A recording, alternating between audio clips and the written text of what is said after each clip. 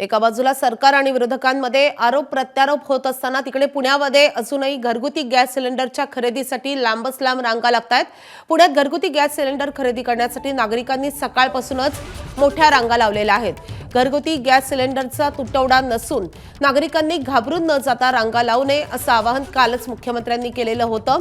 Iran आणि America Israel युद्धाच्या पार्श्वभूमीवर गॅस सिलेंडरचा तुटवडा असल्याची भीती बाळगत आता नागरिक सकाळपासूनच रांगेत उभे राहत आहेत।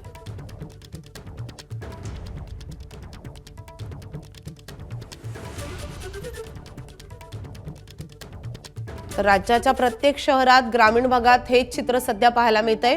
नागरिकांमध्ये बाहेर घरगुती गॅस घेण्यासाठी मोठी गर्दी पाहायला मिळते।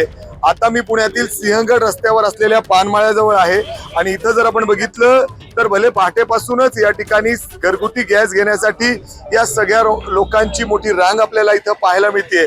इथंच नाही, अनेक गॅस एजन्सीच्या गोडाऊनच्या बाहेर, त्यांच्या ऑफिसेसच्या बाहेर अशाच पद्धतीने मोठी रांग सध्या पाहायला मिळते।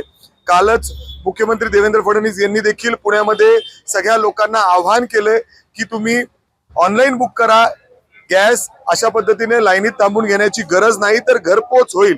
मात्र तरी देखील आपण बघतोय लोकांमध्ये अजून सुद्धा एक अस्वस्थता आहे, भीती आहे की त्यांना गॅस मिळणार की नाही। सकाळपासून काही लोक इथं उभे आहेत। सिनियर सिटीजन बाबा, तुम्हाला गॅस म्हणजे इथं येण्याची गरज, गॅस मिळालाय, काय पद्धत?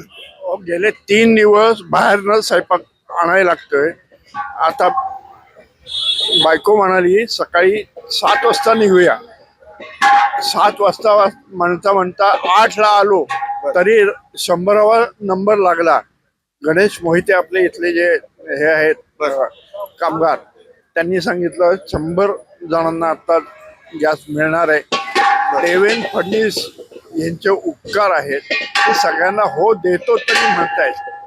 युद्ध झालं, युद्धाचे परिणाम ज्याला भोगायचे त्यांनी भोगले, भारतीयांचं का हाल करताय? विशेषतः पुणे शहरामध्ये आता सगळीकडे गॅस एजन्सीमध्ये तुम्ही जाऊन पाहाल तर लाईन आहे। बरोबर, अर्थात लाईन आहे। जर आपण बघितलं दादा, किती वेळापासून थांबलाय तू? 1.5 तासापासून। 1.5 तासापासून म्हणजे अजून कुठे बघितलं तू? ट्राय केलं ऑनलाईन बुकायचं? ऑनलाईन बुक केलं तर तिथं स्टेटस डिलिव्हर्ड दाखवतंय पण मिळतच नाहीये गॅस। मिळतच नाहीये स्टेटस। एबीपी माझा, उघडा डोळे बघा नीट।